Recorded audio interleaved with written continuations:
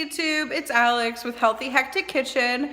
Today I'm gonna be doing my bariatric work week meal prep, and I'm making pink beans with some enchilada sauce and cheese because like the past week has been really rough for me. I was in the ER on Thursday. I've been pretty sick, and one of the only things that I could tolerate was pintos and cheese from Taco Bell. But now it seems I can eat a little better and get some stuff to drink down. So things are finally looking up. But in the meantime, I'm gonna show you this meal prep. You're gonna wanna see it because this is actually really delicious. Like, I'm serious, try it, make it, please. Welcome back, guys, to my kitchen. Today for my meal prep, I'm going to be making a knockoff of Taco Bell pinto beans. The first thing we're gonna do is we're gonna pre-soak, I guess is what it's called, our beans. I did not soak my beans overnight. I fell asleep really early last night and I forgot. So we're gonna go ahead and just pre-soak them. I've never made dry beans like this. These are pink beans.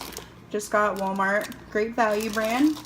So I really wanted to try something new and challenge myself other than using like over-salted beans, oh that's really loud, over-salted black beans or something in a can. So I'm gonna go ahead and put my beans in my pot. I would use a bigger pot, but this is the biggest pot that I have. For all of you guys who have been watching my first couple videos, like if you didn't guess, I have basically like a starter kitchen. Like my pots and pans or stuff are super cheap. I'm a beginner. I taught myself how to cook. I don't really know how to do a lot of things, so we're learning together. Like right now I have rice over boiling on my stove, so hold on just a minute. Sorry about that, guys.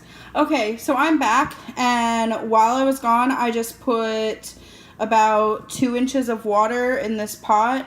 Well, I put enough to cover the beans for about 2 inches. Here's our beans on the stove. We're gonna go ahead and set this to high because to pre-do our beans, we're going to put them up to a boil, and then we're just gonna turn them off and let them soak there for about an hour and a half, and then I'm gonna come back and finish them. So I will get back to you on these beans in just a moment. So my beans have started boiling, and I'm gonna go ahead and add about 1.5 tablespoons of salt. And then I'm gonna go ahead and take this off the heat. And then I'm just gonna let that sit there for about an hour and a half until I get home. These are my lovely beans after about an hour and a half of just sitting there. As you can tell, they are super plump, and we're going to go ahead and add water to cover these, and then we're going to go ahead and bring it up to a boil over medium-high heat. So I covered my beans in water, and I'm going to go ahead and turn this heat to medium-high, and then I'm going to bring these beans to a boil and then put them down to a simmer for about an hour, hour and a half until the beans are nice and creamy. In the last 30 minutes of cooking, I went and added half of a diced yellow onion. The chunks may be a little big, but that's okay. And I'm just gonna go ahead and incorporate that so that it'll all cook together. And then we will see where we're at in a half hour. All right, so about after an hour and a half, our beans are done. And we're gonna go ahead and take a masher and kind of mash them a little bit just so they have a finer, softer consistency. And then we're gonna go ahead and put these in little individual containers and they will be done. Actually, guys, just kidding. Now that the beans are mashed, we're gonna go ahead and add a can of El Pato Salsa de Chile Fresco. And this is just like basically enchilada sauce, but cheap. It was like 69 cents for this little thing. We're gonna go ahead and add the whole can of that.